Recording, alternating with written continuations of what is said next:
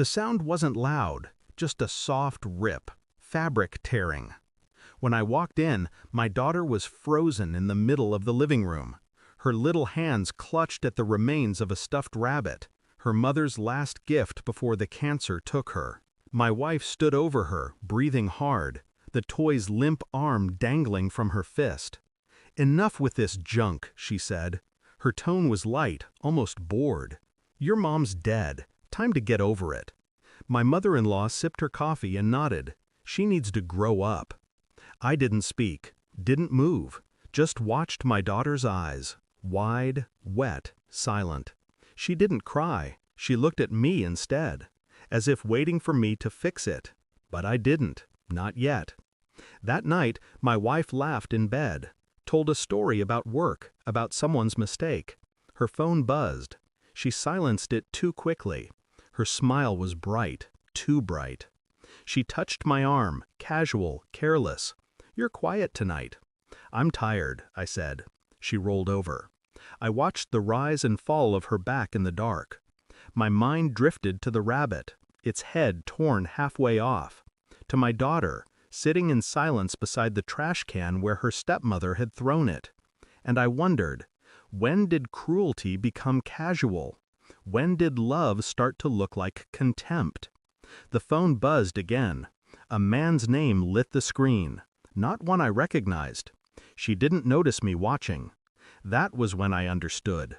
The toy wasn't what she wanted to destroy. It was the memory, the last piece of a woman she could never compete with. And maybe she had already found someone who didn't remind her of me.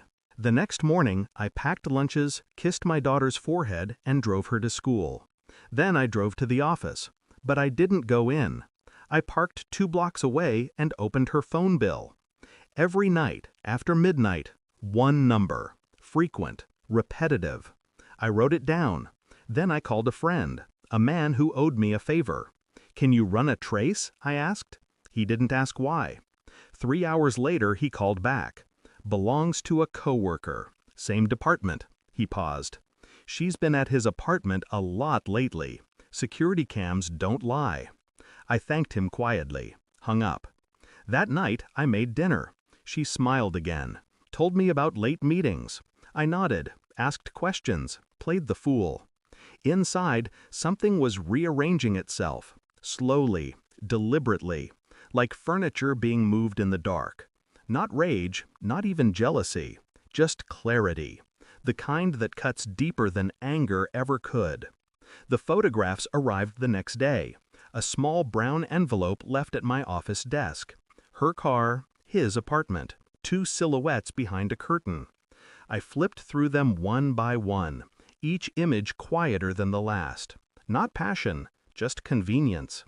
That evening I didn't speak during dinner. My daughter talked about a school project. My wife smiled at her, pretending warmth, pretending family.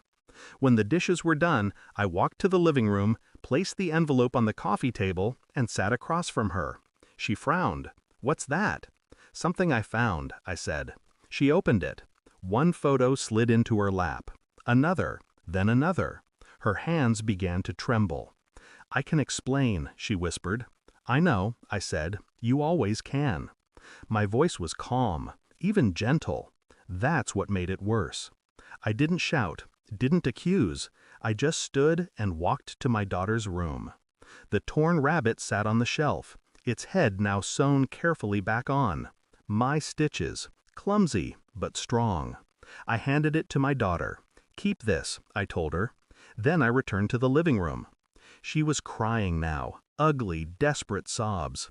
"Please don't do this. We can fix it." I looked at her, then at her mother, silent in the corner, eyes downcast. "I already did," I said.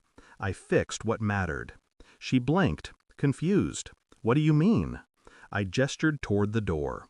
"You and your mother will be out by morning. I've already called my attorney. Everything's arranged. You'll get what you deserve." Her lips parted. "I can," I said, "and I will." She reached for me. Her touch no longer meant anything. That night, I stood in my daughter's doorway and watched her sleep. The rabbit lay beside her, whole again. The house was silent. Down the hall, I could hear faint crying, boxes being packed, doors opening and closing. I felt nothing. Not triumph, not grief. Just the clean quiet of a wound finally cauterized. People think revenge is about payback. It's not. It's about ending the noise. When the front door finally shut, I turned off the lights and whispered to the dark, she was wrong. Some things aren't meant to be gotten over. And the silence agreed. Thanks for watching. Don't forget to like, share, and comment. Subscribe now to Cheating Stories Insight World for more amazing stories.